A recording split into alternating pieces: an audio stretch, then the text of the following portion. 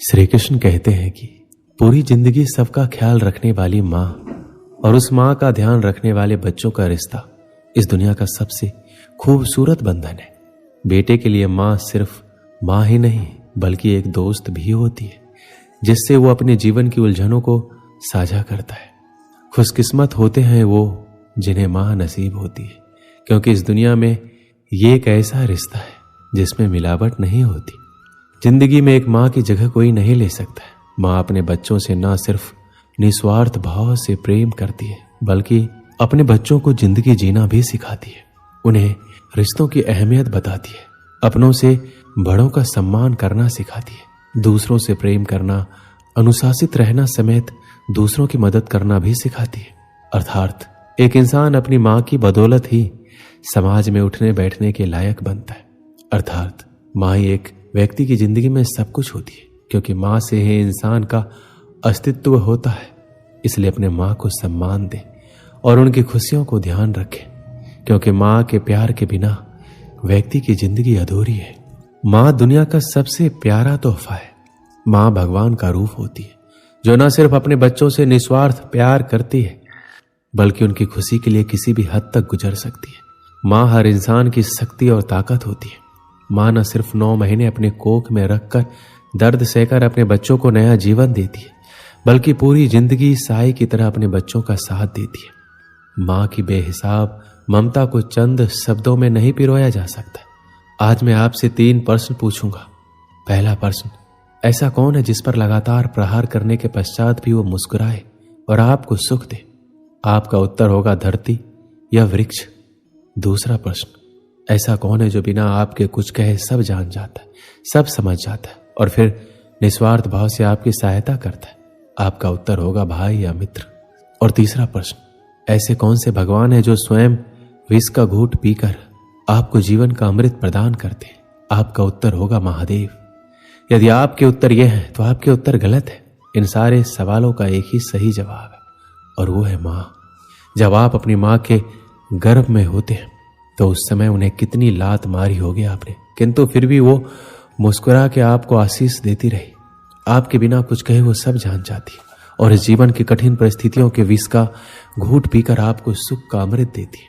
इस जीवन में आप कुछ भी कर लीजिए, अपनी माँ का ऋण कभी नहीं चुका पाएंगे। यदि कुछ कर सकते हैं तो जीवन के आनंद में, उद्धव में और धन्यवाद में अपनी माँ को स्मरण रखिए।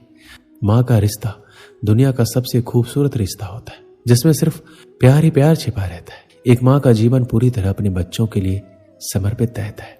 माँ सदैव अपने बच्चों के बेहतर और स्वस्थ जीवन प्रदान करने के बारे में सोचती है, इस कोशिश में लगी रहती है उसके बच्चे की जिंदगी में किसी तरह का दुख ना आए। वह अपने बच्चों की जिंदगी को स्वर्ग बनाने के लिए हर वो प्रयास करती है जो कि संभव है। वहीं जिस तरह माँ बच्चों के उज्जवल भविष्य के लिए अपनी तमाम इच्छाओं को मारती है और त्याग करती है, उसी तरह बच्चों का भी दायित्व है कि अपनी माँ का सम्मान और उनकी खुशियों का ध्यान रखें। माँ की जुबान पर अपने बच्चों के लिए कभी बद्दुआ नहीं होती, बस एक माँ ही होती है जो अपने बच्चों से कभी खफा नहीं होती। एक कर्ज है जो हम सब पर सवार रहता है, वो हमारी माँ का प्यार है जो जीवन भर हम पर उधार रहता है।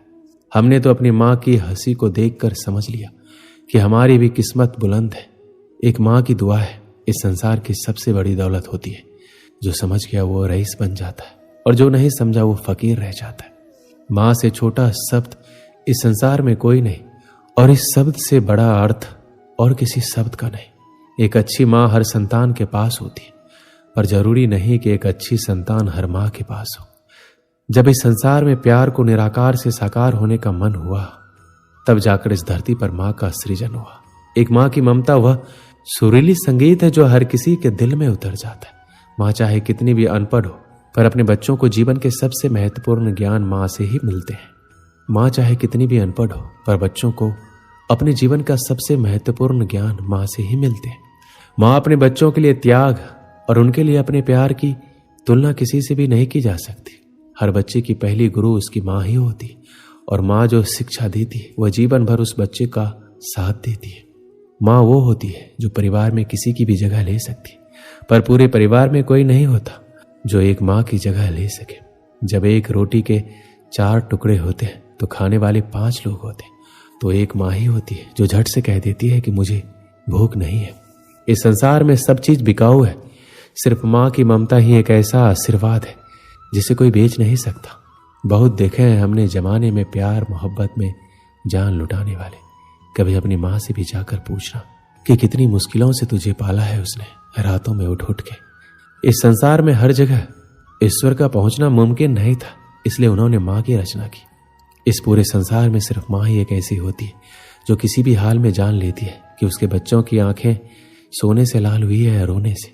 इस पूरे संसार में सिर्फ माँ बाप ही है जो अपने बच्चों से सच्चा प्यार करते और उन्हें सच्चा प्यार दे सकते। बाकी पूरा संसार सिर्फ दिखावा ही करता है। जरा समय निकालकर अपनी माँ को देखकर मुस्कुरा भी लिया करो, क्या पता तुम्हारी किस्मत में तीर्थ जाना ही ना लिखा हो। इस संसार में सिर्फ एक माँ ही है जो उस चट्टान की तरह होती है जो अपने संतान पर आने वाले हर मुश्किल से पहले उससे टकराती है।